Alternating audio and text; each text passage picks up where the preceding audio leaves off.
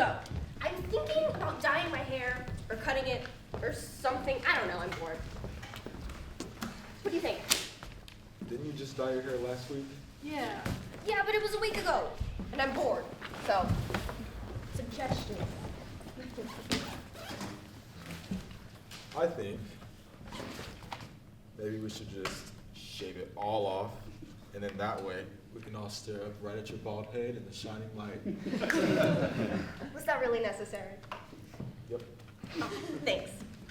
But let me know and I'll bring some sunglasses. Oh, I will.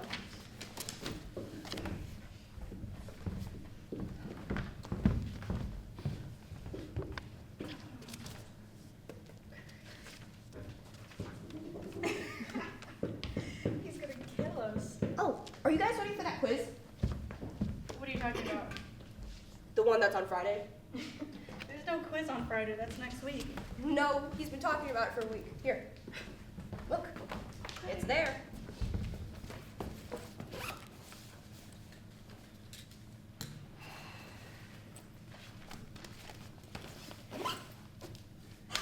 Told you.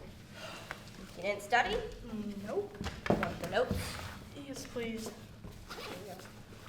You know, it probably doesn't help that Mr. Reed hasn't even looked at me since week 2. Yeah, he doesn't really like you. No. Oh, also, do you guys think I could get my grade up to like a C, you know, from 22%? No. What? No.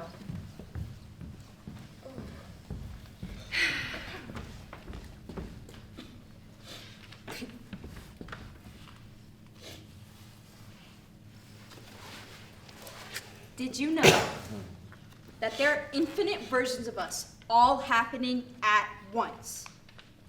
In one world, I'm standing here, talking, thinking, maybe moving just a little bit. Like this is the only moment that matters. But in another world, I never even walked into this room. Maybe I stayed home. Or maybe I'm doing something totally different. And maybe in that world, everything's fine. But in this world, well, I'm not so sure. Mr. Mercer talked about this stuff all the time. The universe keeps moving, indifferent to us, he says. But somehow it still messes with everything. He says that we're here, and we don't owe it anything. I don't know. It's like nothing really matters, and yet so many things happen outside of our control. It's something I don't really understand, but maybe I could. In this universe, in this infinite version. I was actually supposed to meet with him this week. Nothing big, just a meeting. But he hasn't answered any of my emails. I thought maybe he's just swamped with work, you know, the guy's busy. But it's been days. He always gets back to me faster than this. I mean, should I be worried? You know, I'm probably just overthinking it. Should I send another email? Or that's probably just a bit too much. Maybe something happened. Or maybe I just don't know.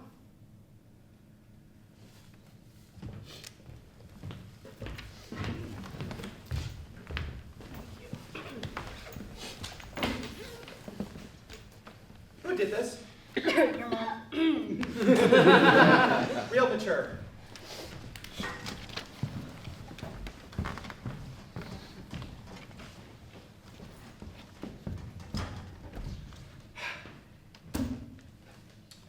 In relation to your upcoming exams, review your study guide on Chapter 4. Next quiz is this Friday. Today we will dive into the final topic which we were talking about, Schrodinger's cat. Something often thought to be a paradox, but in actuality, it is a critique of quantum mechanics. So, first we have the time-dependent Schrodinger equation.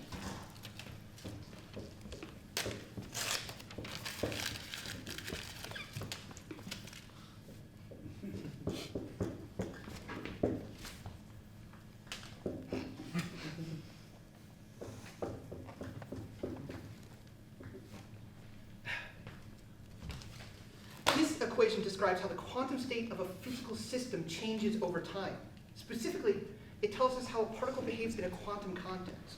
So, here, we have the wave function that contains all the information about the system. And this represents the Hamiltonian operator, which corresponds to the total energy of the system. Next, we have the time-independent Schrodinger equation. Oh! Yeah.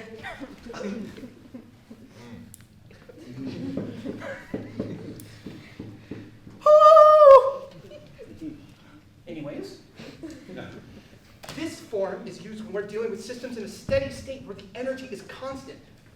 Here represents the energy eigenvalues of the system. This equation allows us to solve for the allowed energy levels and the corresponding wave functions of particles in a given potential. Okay, class. Imagine, if you will, a cat.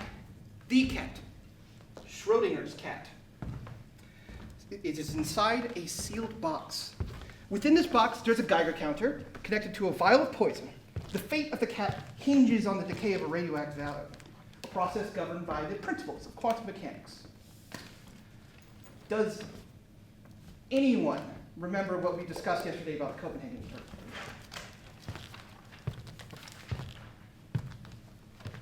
Yes.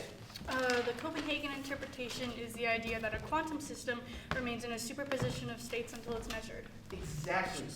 Until the box is opened and the system is observed, the atom exists in both decayed and not decayed states. This uncertainty extends to the Geiger counter, the vial of poison, and ultimately the cat itself. The act of measurement affects the system as quantum entities do not have definite properties until observed. Mr. Reed, Yes. Schrodinger was trying to refute the Copenhagen interpretation, though, right? So he put the cat in a box and then threatened to kill it? No, there was no real cat. Then what was the point of the experiment if the variables weren't even real? So the Like, theoretical... if you were to actually have a cat in the box, then wouldn't it be dead? That's only if the vial breaks, though. Well, who said the cat wasn't already dead? Yeah, are we just gonna assume he didn't just kill a cat? Or his own, mind you? No. This is between the poison and the cat. None of these things actually happened. As I stated earlier in the But lecture... hypothetically, if the radioactive material or poison could somehow pass through the box, that would pose another risk, ruining the experiment. Oh my God, shut up. Would that make it a 50-50 or a 25-25-25? What about the last 25? I suppose the witnesses. The cat? No, the cat would be dead at that point. What witness then? The hypothetical witness. Right, Mr. Reed? Because we are talking about the what-ifs and the chances. Someone would eventually have to find him and the dead cat. The what if cat? Exactly. It truly goes beyond my many years of knowledge in figuring out how you all made it this far. Mr. Reed, another point I want to address is, doesn't the superposition imply that reality is subjective? Superpositions challenge Mr. classical notions, shut yes, up. but it's a framework for understanding particles. We don't need to entertain philosophical debates about reality right now. So we're just supposed to accept this experiment even if we can't observe it? Seems like a fancy way of saying, we don't know. Mr. He Reed. was illustrating the strangeness of quantum mechanics, not writing speculative fiction. Maybe there's a universe where Schrodinger's cat is running the experiment on us. Oh my God, he has a I point. get it. Okay, perhaps he was right in one sense. When it comes to quantum mechanics, the more you try to understand it, the more elusive it becomes. But if there's one certainty in this room, say you've all mastered the art of complicating the simplest of ideas. Mr. Reed, Oh, yes, Miss Davis. I just have a quick question. I'm sure it's not technically relevant, but have you seen Mr. Mercer recently? He was around the department a few mornings ago, maybe 3 or 4 or 5. Have you emailed him? Of course. I'm probably clogging up his inbox by now. Well, I'm sure he'll get back to you. In the meantime, I'd But suggest... he hasn't answered any of my emails, Mr. Reed. I'd suggest you focus on reviewing the class material. As for everyone else, given the lack of effective engagement, I recommend spending the rest of the day revisiting the equations and key concepts we've covered. Class is dismissed.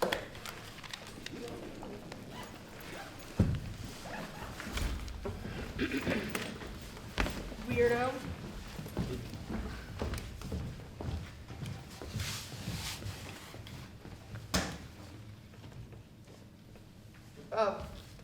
Miss Davis, the class is over. You should be leaving. I know that, but, I've been trying to reach Mr. Mercer. He hasn't responded to my emails. We were supposed to meet to talk more about black holes, and I'm pretty certain he wasn't just sucked up by one. So, could you reach out to him? Don't you teachers, talk in a break room or something? You seem unusually concerned for a student with a missed appointment. It's not just that, though. I can't shake this feeling that, well, he's usually so punctual. Yeah, I see him as my teacher, but I certainly see him as more of a mentor, Mr. Mercer this, Mr. Mercer that. Emotional attachment can cloud judgment. Your concern is misplaced sentimentality.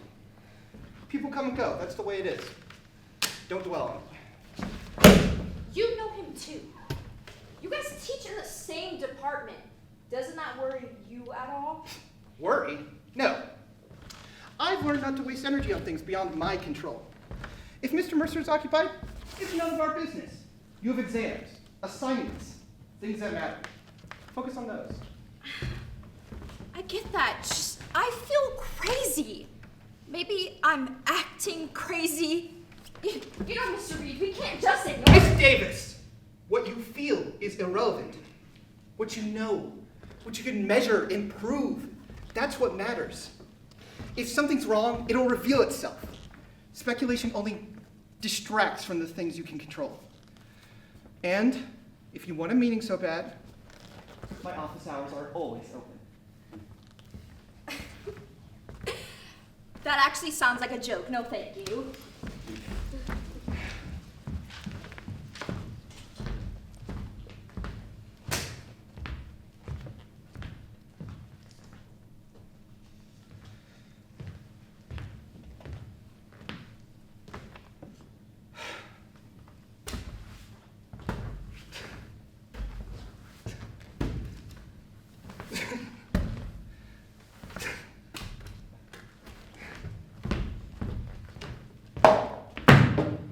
Can't stand.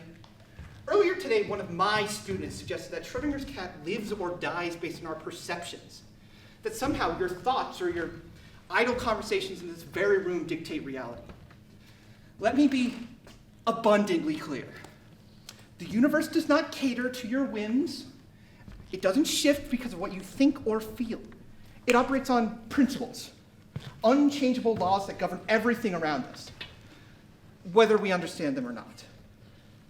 The idea that consciousness alone can alter these laws is foolish and detracts from the beauty of rational inquiry. This is where so many of you falter. You let your own perspectives, ideologies, and emotions cloud your understanding. If you want to succeed here in life, you must learn to set these aside. This is science. This is mathematics. There's no room for the irrational here.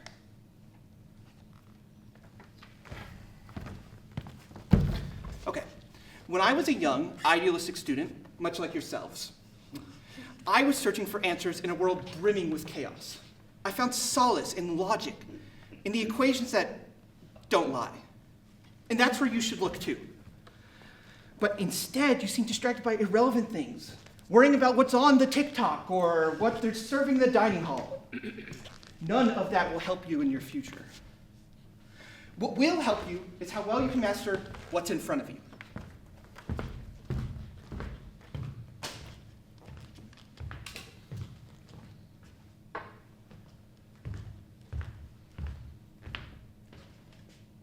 Schrödinger wasn't trying to jest. The cat is either dead or alive. Not both, not neither, but one.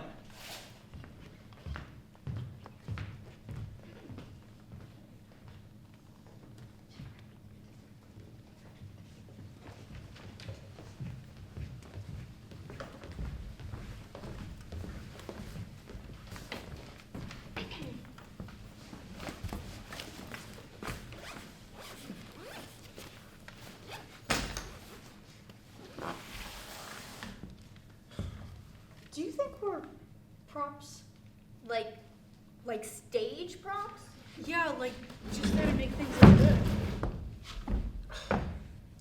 Well, I mean, we're not like inanimate objects, I think. Yeah, but we're not really needed to teach though, right? Mr. Reed could probably teach himself.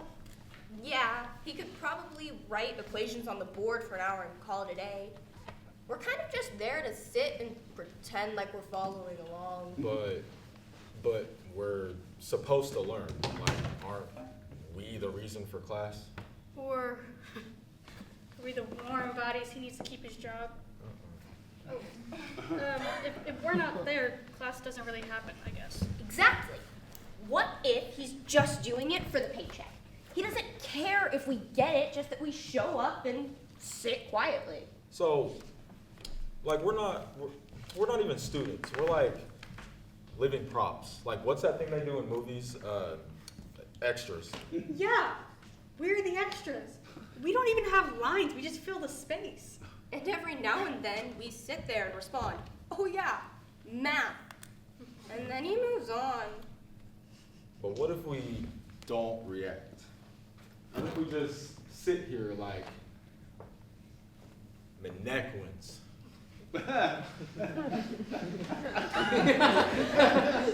I'm sorry? Mannequins? Oh, you can't be serious right now. No.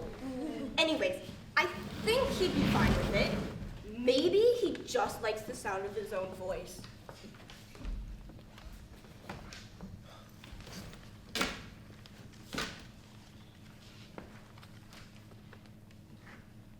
Wait!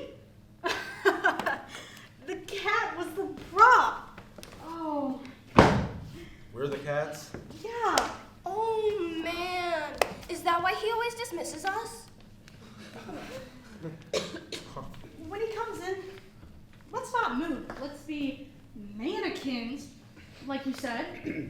Let's see what he does then. Come on, I'm not going to do this by myself. Fine. Now. Yes, before he comes in. What do you even want us to do? I don't know, just do something. Okay.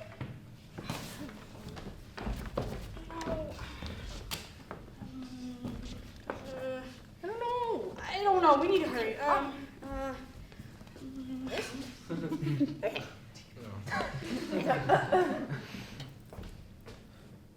Dude, hurry up. What are you doing? Got it. Class is dismissed.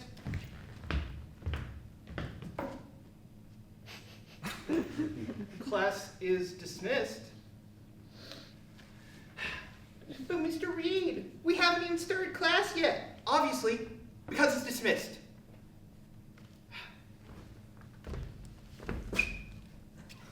Great.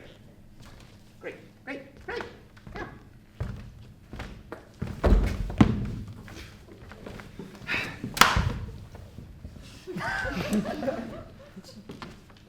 Three for three?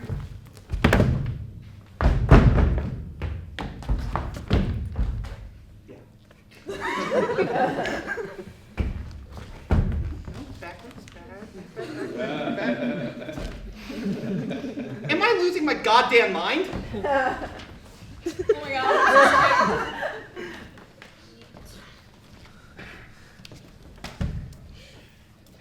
Mr. Reed, is this today's lesson? No, there's no class. After last class's failure, I've decided we aren't ready to go further in the chapter. Okay. What are you just standing there for? Help me move a body. You can't technically ask that to students, you know. And I am. Okay, on 3, right? 1, 2. 3.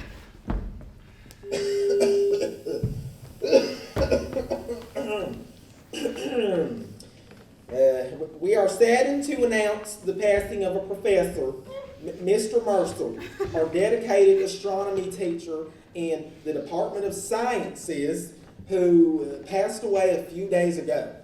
He was an inspiring educator who sparked curiosity and wonder in all his students. He will be greatly missed.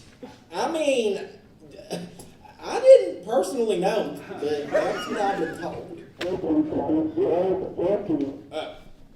Was I not supposed to say that? Oh, my bad. Okay, counseling services are available for anyone needing support. Our thoughts are with Mr. Mercer's family, friends, and students during this difficult time. Out.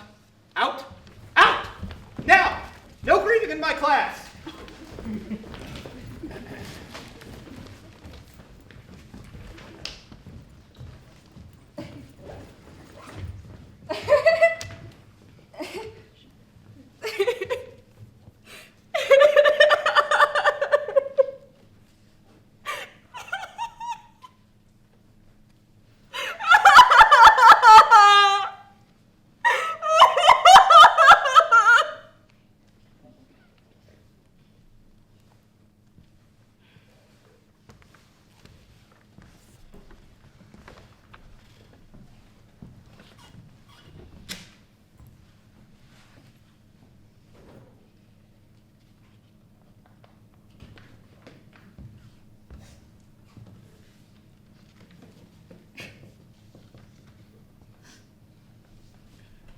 Is this hill yours?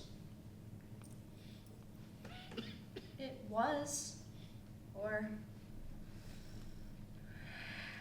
I guess not mine. But I'm fond of it. And are you fond of the night sky? Sometimes I am, and other times I envy it. You envy the sky. I envy the stars. Events don't happen to them that allow things to ensue. Are you grieving? Oh, I hope so. At least that'll remind me of just how alive I am. Well, at least you aren't a star. Why? Oh, because then one day you would explode. Who are you? Who are you? Are you guys enjoying the show? Do you know anything about indifference? Indifference. I don't know. The indifference of the universe. Mr. Mercer, well, you don't know him, but he used to talk about how the universe is indifferent to us. And I think that despite things moving all around, we should be indifferent to it too. I want to be indifferent to something that doesn't care about me and yet greatly affects me. The universe affects you. All right. Do you think it killed him? Out of spite? Whew. You speak of heavy things to a stranger. Yeah, well, I sure am glad you're just a stranger. Hey. Sorry.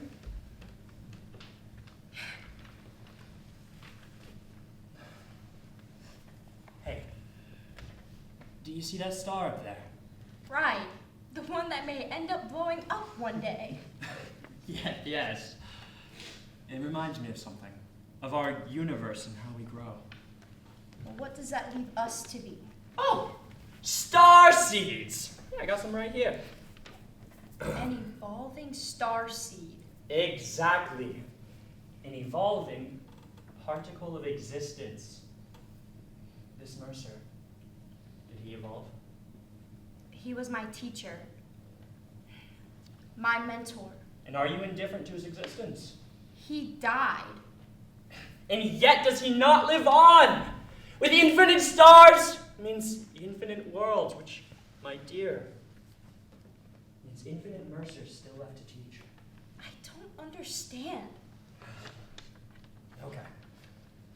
Yesterday, I had lunch with Socrates. What? He ordered a coffee, black, no sugar. Isn't that funny? Coffee didn't exist in ancient Greece, yet there he was, complaining about the prices at modern cafes. He asked me, what is grief? Ugh, classic Socrates, always with the questions. I said it's something like quantum entanglement, when one particle can't be described without its partner, even across infinite space. He laughed and said, no. That's love. Grief is what happens when you have one particle and the other disappears. We talked about your professor, Mr. Mercer. Socrates knew him, of course. Had him in class last Tuesday? No, that was 3,000 years ago. You know, time gets slippery when you're dead. When you're dead. No, you guys don't get it. You don't get it. That's what Socrates says, anyways. And he's quite funny for a guy who's died twice. Twice? Mm-hmm. You know, once from the hemlock, and then once when the last person forgot what his real voice sounded like. Your professor understood this. He told me so at lunch. Oh. And do you guys know what the worst part about having lunch with dead philosophers is? They never pick up the check! They just keep asking questions!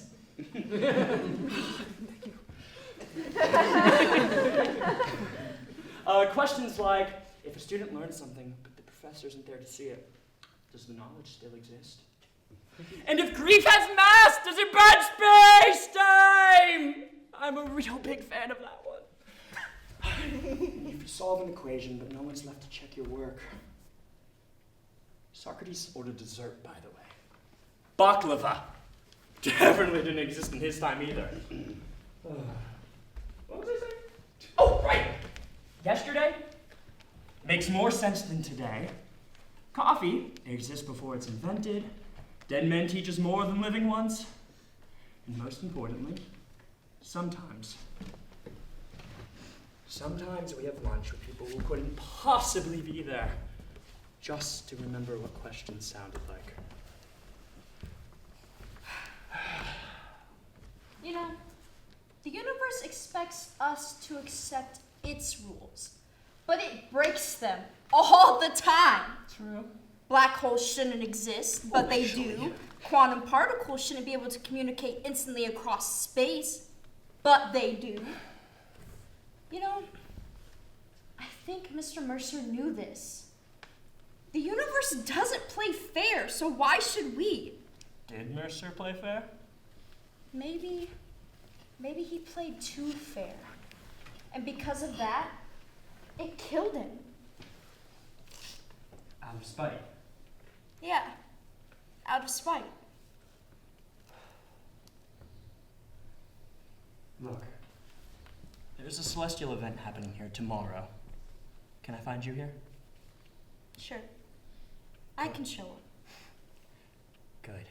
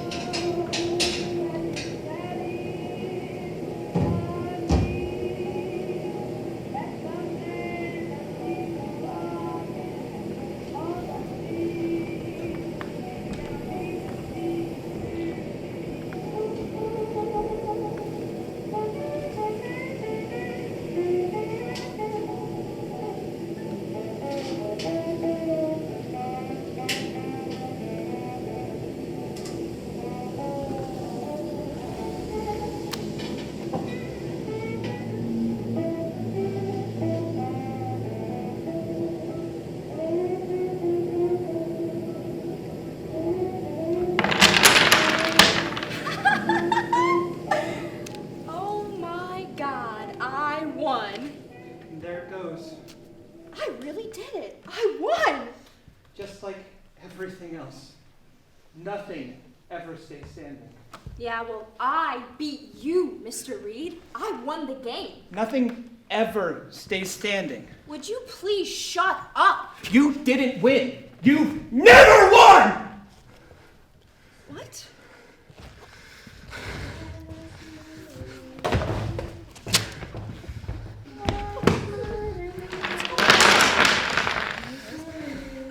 Why are you doing this? I won! Esmery. What do you want? Esmery! What do you want? Esmery, what's wrong? Oh, are you gonna cry? Esmery! Oh, Just leave me alone! Why Just so stay. scared? Just leave me alone! Which way?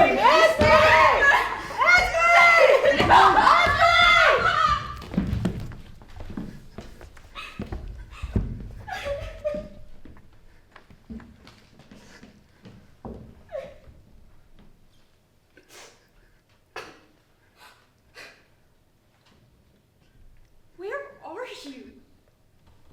Where are you? You said you'd be here!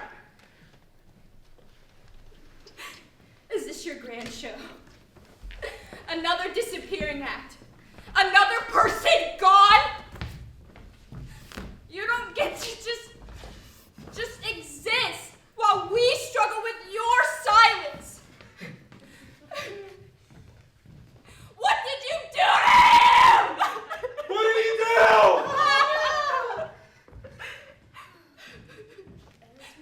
Mr. Mercer, you taught me about accepting the void, but you never taught me how to fight it. Fight?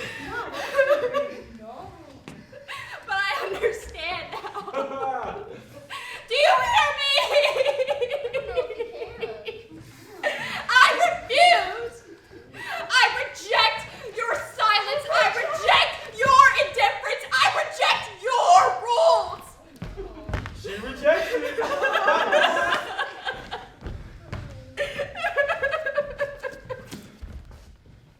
The universe doesn't just kill us out of spite, but because it has the free power to do so.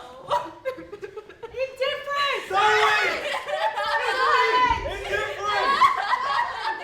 Esmery, stop crying!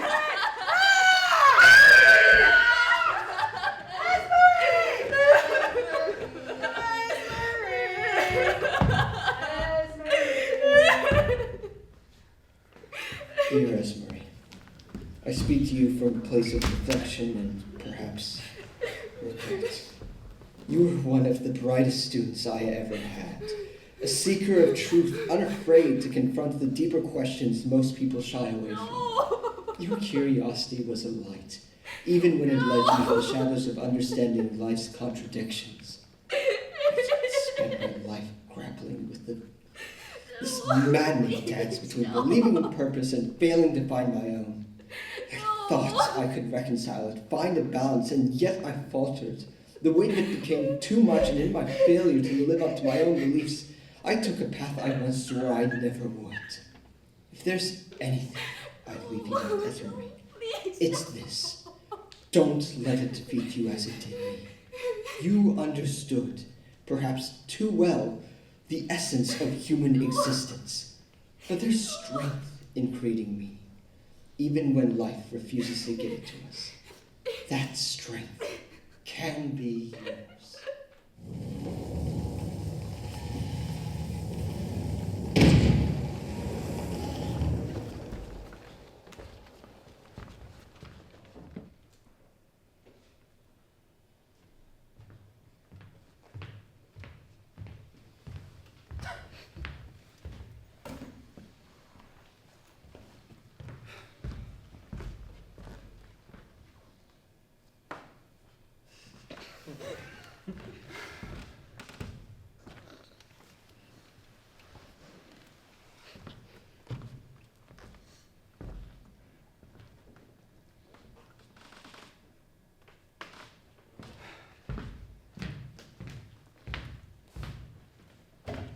You're all still acting like a bunch of mannequins.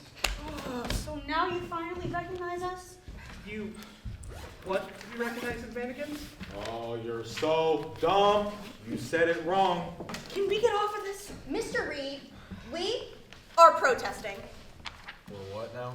I did not agree to all that. We are protesting our human rights. No, our student rights. Your what?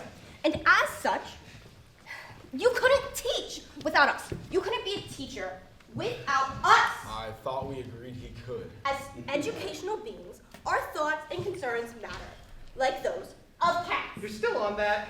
And as such, superpositions and plausibilities. Are we not to expand our knowledge, to grow upon the boundaries of this classroom? Mr. Reed, I have no idea what this person is saying. I object to, like, all the words in this class. I just want to pass. Traitor! Have you completely forgotten the logistics of our meeting? What are we even protesting about? Okay, this is like our third time on stage. I'm not prepared for anything. So we are stage pieces. All of our progress is gone. Gone. It's gone.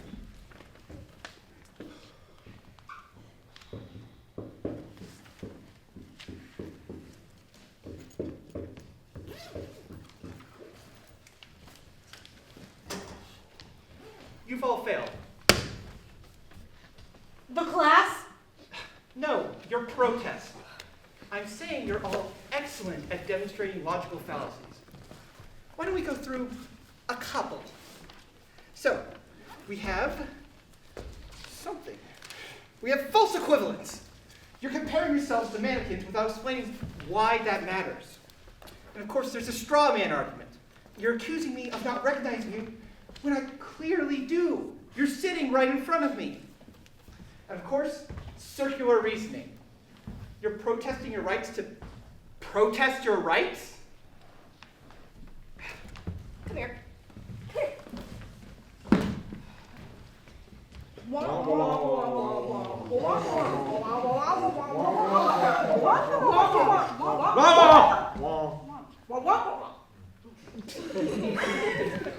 Mr. Reed, can we try again? Go on.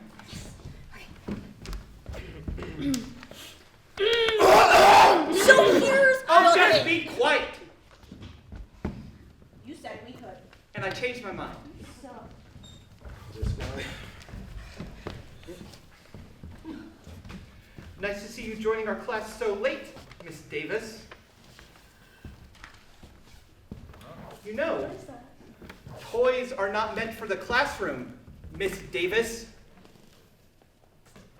Now you refuse to talk.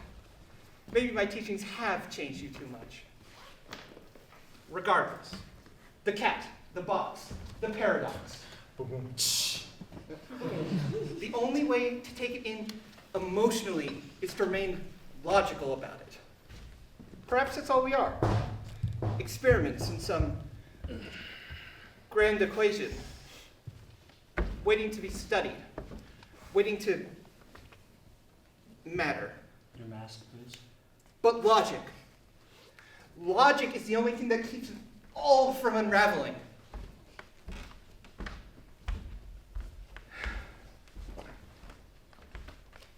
Allow me to carry your burden. And yet, even experiments need a moment of clarity. Come on, you do. It will be light.